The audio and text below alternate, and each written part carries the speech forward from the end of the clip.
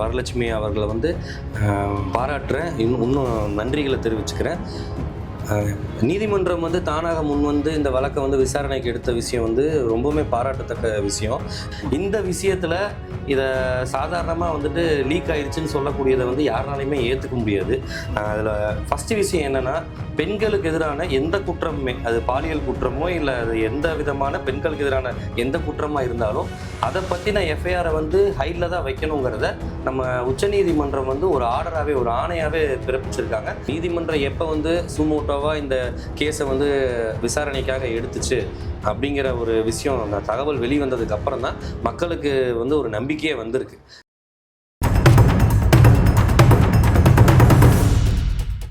அதிகாரக்கு ஒரு நேயர்கள் அனைவருக்கும் வணக்கம். இன்றைய சிறப்பு விருந்தினர் பாஜகவின் சிந்தனையாளர் பிரிவு மாவட்ட செயலாளர் மற்றும் வழக்கறிஞர் கார்த்திக் குமார் அவர்கள் நம்மிடம் இருக்கிறார்.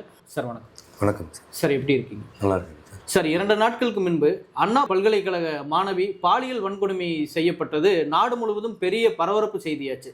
இதை நீங்கள் எப்படி பார்க்குறீங்க சார்? அண்ணா யூனிவர்சிட்டின்னு மட்டும் சொல்லிட முடியாதுங்க சார். பெண்களுக்கு எதிரான எந்த ஒரு குற்றச்செயலுமே மிகவும் கண்டிக்கத்தக்க விஷயமாக தான் நம்ம கருதணும். கண்டிப்பாக இதில் நம்ம எல்லாருமே வந்து வெட்கி தலைகுனிய வேண்டிய விஷயம் என்னென்னா, இது வந்து நம்ம மாநில தலைநகரத்தில் ஒரு நகர்ப்புறத்தில் நடுவில் அமைந்துள்ள ஒரு மிகப்பெரிய பல்கலைக்கழகத்தில் நேர்ந்தது தான் நம்ம யாருனாலையுமே ஏற்றுக்க முடியாத விஷயமா இருக்குது.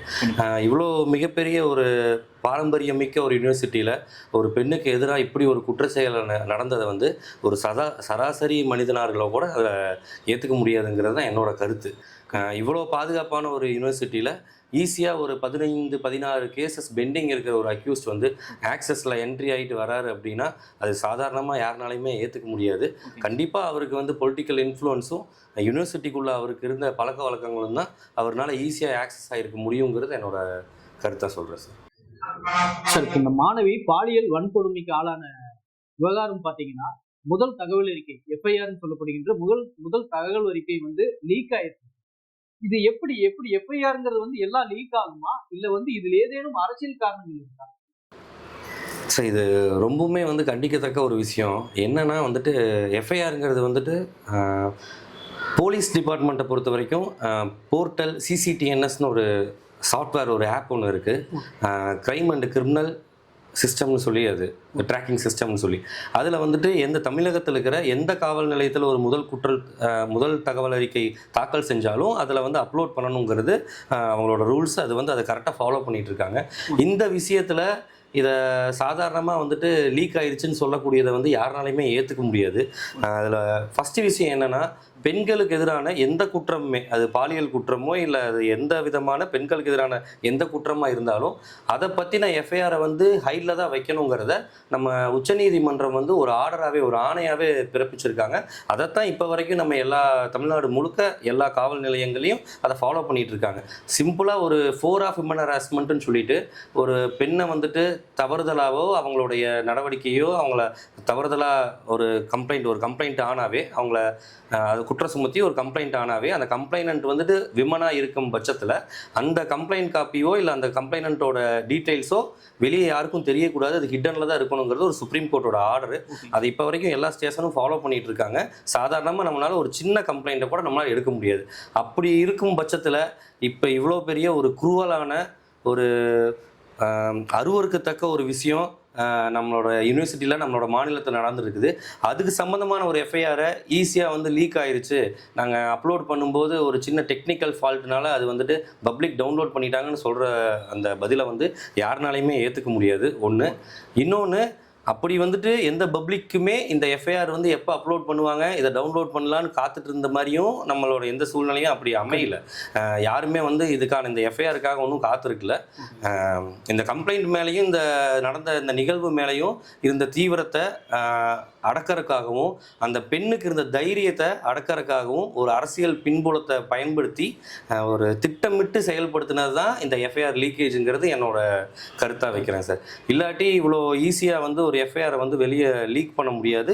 அந்த பொண்ணோட டீட்டெயில்ஸை வந்து மென்ஷன் பண்ணியிருக்கிற எஃப்ஐஆரை வந்துட்டு வெளியே லீக் பண்ணணுங்கிற அவசியமும் இல்லை. இது வந்து பெரிய ஒரு முன்னுதாரணம், ஒரு தவறான முன்னுதாரணமாக ஏற்பட்டுங்கிறது தான் என்னோட பயமும் கூட. இந்த மாதிரி பாதிக்கப்படுற பெண்கள் வந்து தைரியமாக வந்து வெளியே சொல்கிறதும், ஒரு புகார் கொடுக்கறதும், அந்த புகார் மேலே நடவடிக்கை எடுக்கிறதுமே பெரிய விஷயமா நம்ம நாட்டில் இருக்குது. இந்த மாதிரி சூழ்நிலையில் ஒரு பொண்ணு வந்து தைரியமாக கம்ப்ளைண்ட் கொடுத்து அந்த கம்ப்ளைண்ட் மேலே ஒரு எஃப்ஐஆர் ஆகுது. அந்த எஃப்ஐஆர் லீக் ஆகுதுங்கிற பட்சத்தில் இனிமேல் கொண்டு பாதிக்கப்படுற எல்லா பெண்களுக்குமே ஒரு பயம் இருக்கும்.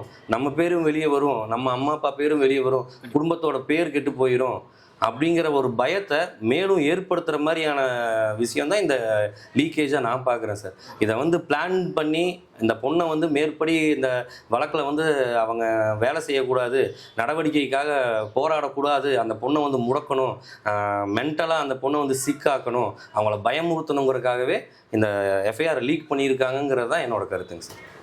சார், அண்ணா பல்கலைக்கழக மாணவி பாலியல் வன்கொடுமை செய்யப்பட்டதுக்கு 2 நாட்கள் முன்பு பாஜகவின் மாநில தலைவர் அண்ணாமலை அவர்கள் ஒரு அறிக்கை விட்டிருக்காரு. அதாவது ஒரு சபதம் எடுத்திருக்காரு. இந்த திமுக அரசை அகற்றும் வரை நான் காலணி அணிய போவதில்லை அப்படின்னு சொல்லி ஒரு சபதம் எடுத்திருக்காரு. இதை பற்றி நீங்கள் உங்களுடைய கருத்து என்ன சார்? சார், இதில் என்னன்னா, தலைவர் அண்ணாமலை வந்து திட்டவட்டமாக தீர்மானமாக திமுக வந்து ஆட்சி அதிகாரத்திலேருந்து அகற்றணுங்கிறது தான் அவரோட ஒரே கொள்கையாக இருக்குது. இதில் வந்துட்டு அவர் வந்து அந்த சபதம் ஏற்றதை வந்துட்டு எல்லாரும் எப்படி பார்க்குறாங்க என்னன்னு தெரில. மக்கள் வந்து அதை விரும்புகிறாங்க. அவரோட இந்த ஒரு நிலைப்பாட்டை வந்து விரும்புகிறாங்க. அவர் ஒரு அதிரடியான அரசியலை மட்டும்தான் மேற்கொண்டு வந்துட்டு இருக்காரு. அதனால தான் இளைஞர்கள் வந்து மொத்தமாக அவர் பின்னாடி இருக்காங்க.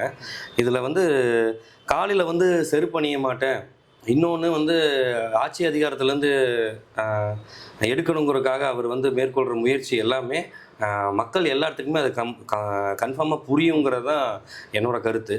மேலும் என்னென்னா, இதை வந்து கேலி கிண்டல் செய்கிறவங்க யார் என்னன்னு பார்த்தோம் அப்படின்னா, சோசியல் மீடியாவில் அவங்களோட ப்ரொஃபைலை வந்து சர்ச் பண்ணி பார்க்கும்போது கம்பல்சரி அவங்க வந்து டிஎம்கேவை சார்ந்தவங்களாவோ இல்லை டிஎம்கேவோட கூட்டணி கட்சிகளை சார்ந்தவங்களாவோ மட்டும்தான் இருப்பாங்களே தவிர, மற்றபடி எந்த ஒரு பொதுமக்களும் தலைவர் அண்ணாமலையோடைய இந்த ஒரு சபதத்தை வந்து கேலி கிண்டலோ இல்லை எதிர்க்கவோ செய்யலை.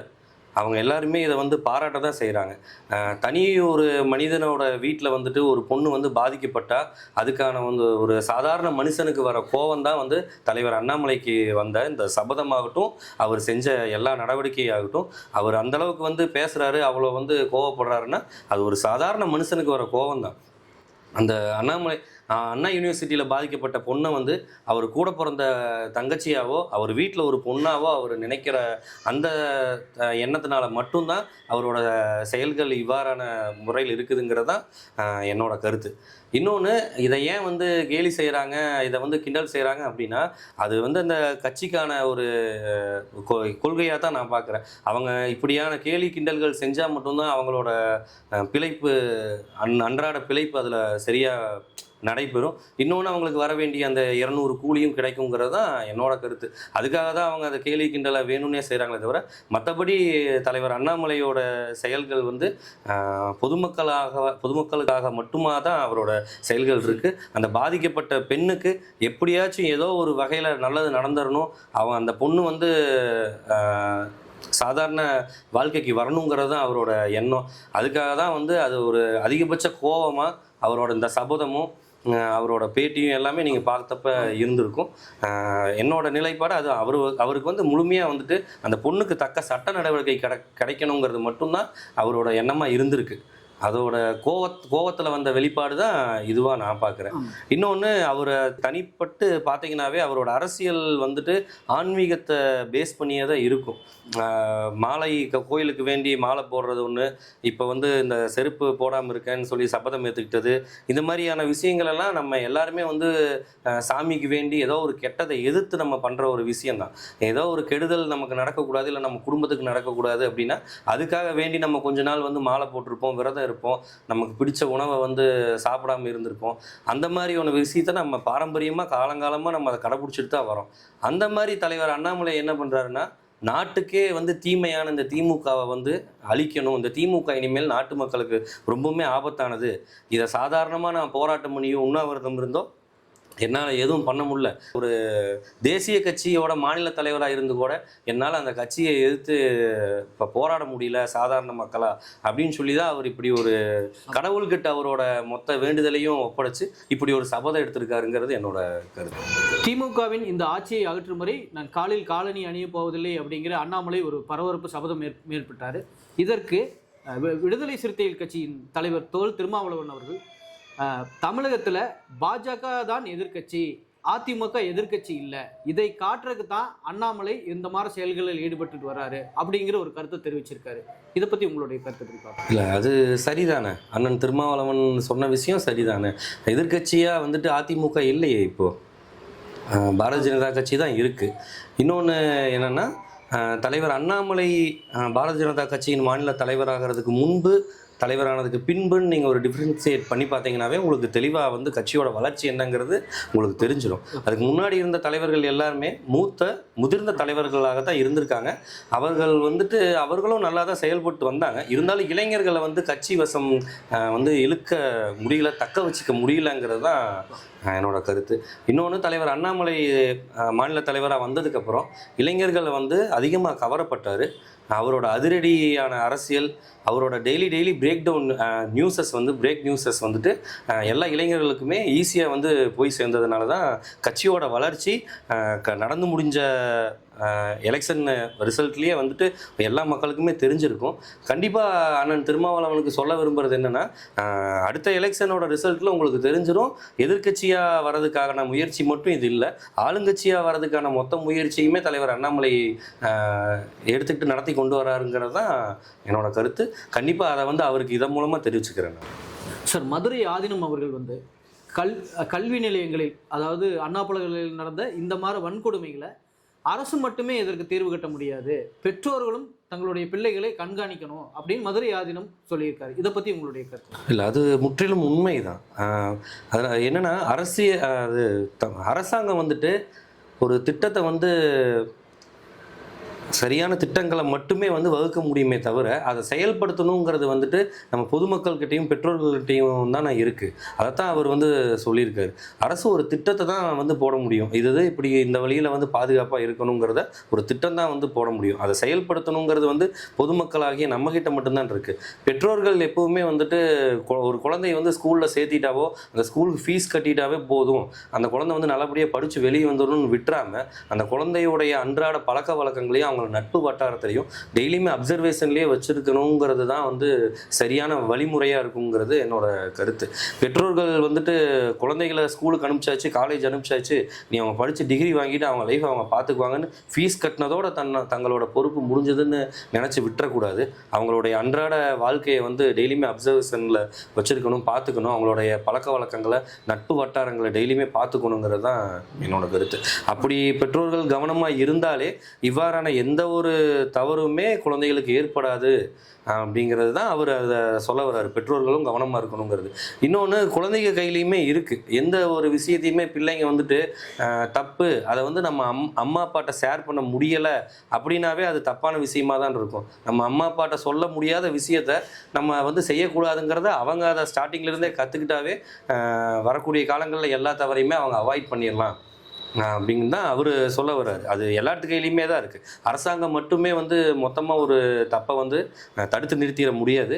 அது பெற்றோர்கள்கிட்டையும் இருக்குது, மாணவர்கள்கிட்டையுமே இருக்குது. ஒரு வெளியே சொல்ல முடியாத ஒரு தப்பு நம்ம கண்ணு முன்னாடி நடக்குது அப்படின்னா அதை முதல்ல நம்ம பெற்றோர்கள்கிட்ட கம்பல்சரி சொல்லணும். பெற்றோர்கள்கிட்ட சொல்ல முடியல அப்படின்னா ஆசிரியர்கள்கிட்டையாவது சொல்லணும். யார்கிட்டையுமே சொல்ல முடியாமல் நடக்குது அப்படின்னாவே அது தவறுங்கிறத அவங்க உணரணும். அப்படி உணர்ந்துட்டாவே எல்லா தவறையுமே வந்து தடுத்து நிறுத்திடலாம், ஃப்ரம் ஸ்டார்டிங்லேயே தடுத்துடலாங்கிறது என்னோட கருத்து. பெண் வழக்கறிஞர் வரலட்சுமி அப்படிங்கிறவங்க ஹைகோர்ட்டுக்கு ஒரு கடிதம் எழுதுறாங்க. இந்த பாலியல் வன்கொடுமையை எதிர்த்து ஹைகோர்ட்டுக்கு ஒரு கடிதம் எழுதுறாங்க. உடனே ஹைகோர்ட்டு தாமாகவே முன் வந்து இந்த வழக்கை எடுத்துக்கிச்சு. இதை பற்றி உங்களுடைய கருத்து? இதில் ஒரு சக வழக்கறிஞராக வந்து அந்த மூத்த வழக்கறிஞர் திருமதி வரலட்சுமி அவர்களை வந்து பாராட்டுறேன், இன்னும் நன்றிகளை தெரிவிச்சுக்கிறேன். நீதிமன்றம் வந்து தானாக முன் வந்து இந்த வழக்கை வந்து விசாரணைக்கு எடுத்த விஷயம் வந்து ரொம்பவுமே பாராட்டத்தக்க விஷயம். இதை வந்து ஒரு வழக்கறிஞர் கடிதம் எழுதி அந்த கடிதம் கிடைக்கணுங்கிற அவசியம் இல்லை. நீதிமன்றத்துக்கு மட்டுமே இருக்கிற பவர் தான் இந்த சுமோட்டோவா தன்னிச்சையாக வந்து விசாரணைக்கு எடுக்கிற ஒரு பவர் வந்து நீதிமன்றத்துக்கு மட்டுமே இருக்கிற விஷயம். இது நீங்களாவோ நானாவோ முடிவு பண்ணி ஒரு வழக்கில் வந்து நம்மளா போய் ஒரு விஷயத்தை வந்து விசாரணைக்கு எடுக்க முடியாது. அது நீதிமன்றத்துக்கு மட்டுமே இருக்கிற ஒரு தன்னிச்சையான பவர். அப்படி அந்த பவரை வந்து அவங்க யூஸ் பண்ணி இந்த மாதிரி விசாரணை கையில் எடுத்தது மக்கள் மத்தியில் ஒரு நம்பிக்கையை கொண்டு வந்திருக்குது. இது போலீஸ் இப்போ விசாரிக்கும், அது முறையாக விசாரித்து அந்த பாதிக்கப்பட்ட பொண்ணுக்கு வந்துட்டு நடவடிக்கையை வாங்கி கொடுக்கும் அப்படிங்கிறத வந்துட்டு மக்கள் வந்து நம்பலை முழுசாக. அது இன்னும் இப்போ வரைக்கும் நம்பிக்கை இல்லாமல் தான் இருந்துச்சு. நீதிமன்றம் எப்போ வந்து சுமோட்டோவாக இந்த கேஸை வந்து விசாரணைக்காக எடுத்துச்சு அப்படிங்கிற ஒரு விஷயம், அந்த தகவல் வெளிவந்ததுக்கு அப்புறம் தான் மக்களுக்கு வந்து ஒரு நம்பிக்கையே வந்திருக்கு. இதை வந்து இதே மாதிரி வந்து இந்த மாதிரி குரூவலான ஒரு ப்ரூட்டலான விஷயத்துக்கு எல்லாமே மக்கள் எந்த விஷயத்துக்கு கொந்தளிப்பாங்களோ அந்த விஷயத்தை வந்து நீதிமன்றம் உடனடியாக வந்து சுமோட்டோவாக விசாரணைக்கு எடுத்து தலைவர் அண்ணாமலை சொன்ன மாதிரி குறைந்த நாட்கள்லேயே வந்து இந்த விசாரணையை நடத்தி தனி நீதிமன்றத்து மூலமாகவோ இல்லை எப்படியோ இந்த விஷயத்தை சீக்கிரமாக ஒரு முடிவுக்கு கொண்டு வந்து விசாரணையை சீக்கிரமாக முடித்து இந்த யார் யார் இதில் வந்து குற்றத்தில் வந்து ஈடுபட்டிருக்காங்களோ அவங்களுக்கு நல்ல தண்டனையை வந்து தக்க நடவடிக்கையை மூலமாக நல்ல தண்டனையை வாங்கி கொடுத்து அந்த பெண்ணுக்கு ஒரு நல்ல ஒரு நார்மலான வாழ்க்கைக்கு அவங்கள கொண்டு வந்து விடணுங்கிறது தான் என்னோட கருத்தாக இருக்குது. சார், இப்போது நம்மளுடைய பாஜகவின் மாநில தலைவர் அண்ணாமலை அவர்கள் 2 நாட்களுக்கு முன்னாடி திமுக ஆட்சியை அகற்றும் வரை காலில் காலணி அணிய மாட்டேன்னு சொன்னார்.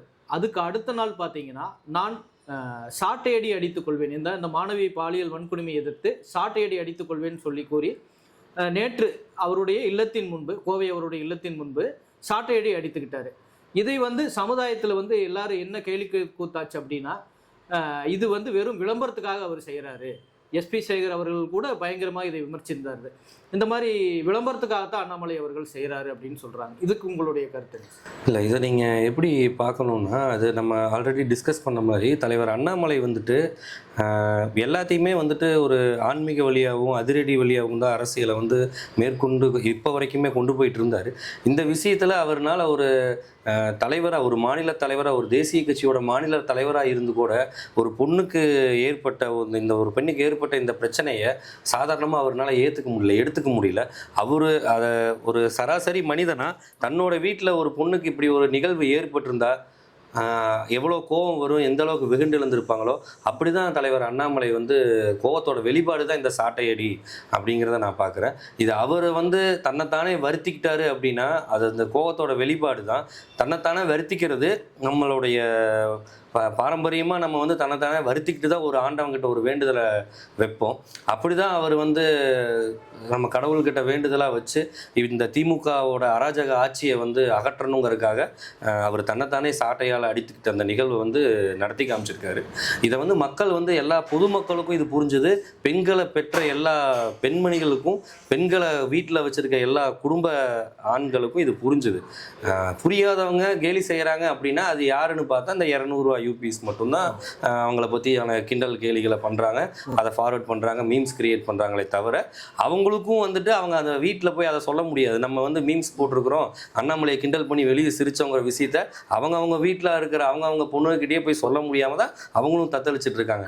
வெளியே வேணா பேக்கரியிலையோ டீ கடையிலையோ நின்று பேசிக்கலாமே தவிர அவங்க வீட்டில் தலைவர் அண்ணாமலை வந்துட்டு இந்த பெண்ணோட வருத்தத்தை நினச்சி சாட்டையால் அடிச்சுக்கிட்டாருங்கிற விஷயத்த அவங்களே போய் சிரிச்சுட்டு வீட்டில் போய் சொல்ல முடியாத சூழ்நிலையில் தான் அவங்களும் இருக்காங்கிறது தான் என்னுடைய கருத்து. சரி, இப்போ இந்த அண்ணா பல்கலைக்கழக மாணவிக்கு நடந்த இந்த வழக்கை விசாரிக்க சிறப்பாக 3 பெண் ஐபிஎஸ்ஸை உச்சநீதிமன்றம் சிறப்பு புலனாய்வு குழுவை இன்னைக்கு நியமித்திருக்காங்க.